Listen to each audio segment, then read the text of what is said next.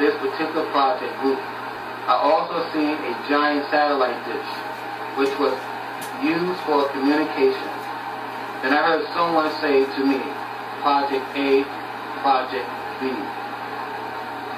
Lastly, I sensed that people in these projects were about to be ordered to go outside as Group A and as Group B to take turns to search for food and water in their community.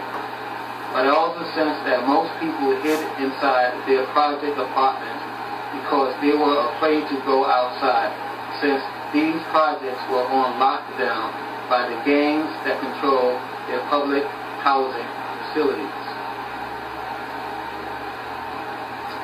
The next letter in this section is the letter R. This is section 4, letter R. There's one dream in this piece that begins with the letter R. The first number in this piece is the number 1. And this piece is called section 4, 1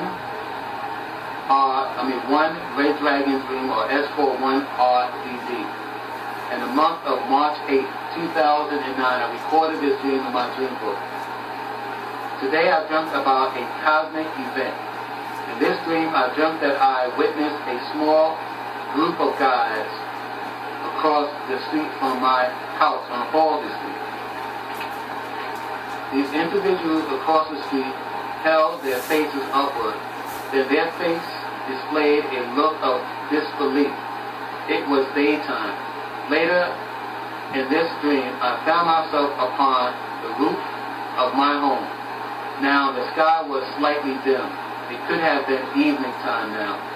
It also felt like a spring or summer evening.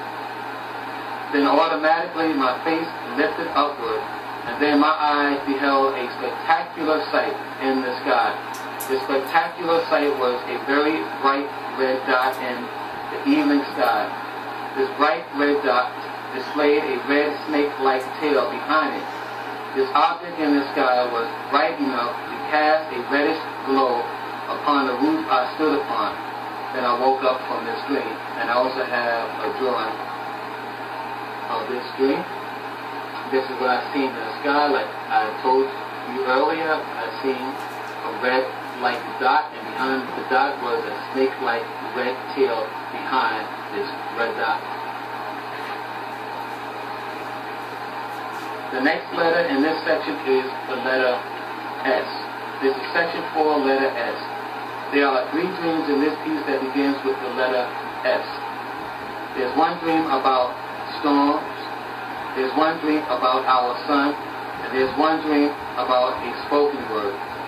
The first number in this piece is the number 1. This piece is called section 4, 1 Storm Dream, or S41 STOD. In the month of April 14, 2009, I recorded this dream in my dream book. In this dream, I observed a large number of clouds. I believe I was somehow in the air above some clouds and below some clouds. Next, my eyes gazed upon several white clouds that spin like tornadoes. Then I found myself fly over a city. And then I noticed 3 white people. These individuals that I noticed included 1 white man and 2 white women. These 3 individuals looked like they were in a state of shock. Then the white man said, "Oh my God." Then I witnessed these 3 white individuals approach another white female who was stretched out vertically upon a fence. This woman on the fence had her arms tied to the fence in a cross formation. The 3 people helped loosen her straps, and they released her from off the fence. Then the next thing that took place in this dream was now the lady who was released off the fence began to float upward in the middle of some kind of alley. This woman wore a white nightgown. Then she hovered motionless in the air, and she held her arms out. She formed another cross formation. Her nightgown became expanded as if a great burst of air had inflated her gown. And suddenly I heard a bone bone-shattering fog horn that rang out 3 times. The last fog horn was heard in my room on Halsey Street. This powerful fog horn was so loud that it shook the walls in my room, and the fog horn had also caused my house to rock back and forth for a brief second. I never heard anything this loud before in my dreams or in anywhere else. Next, I ran to my window inside my room, and then I beheld that my window was boarded up with things from my house. Somehow I managed to climb over some of the items that were placed upon my bedroom window. Then I peeked out of the window, and then ocean water had splashed upon my face, and some of the water had also entered my room. But before the ocean water had splashed itself upon me, I was still able to notice that a great deal of gray clouds have filled the sky. Then the last thing I seen in this dream was that I was at Asher Street, which is located in the East New York section of Brooklyn, which I observed a tidal wave of water that must have been 10 feet high. This tidal wave of water roamed in the streets and sidewalks. This tall wave of water headed towards New Lock Alley, which is also an East New York section of Brooklyn. It was daytime and the skies were still gray. And I have a drawing of what I've seen in this dream. You can see here, in this dream, like I said earlier, I was in the middle of clouds above me and clouds below me. And in this dream also, I see several clouds that were forming into tornadoes.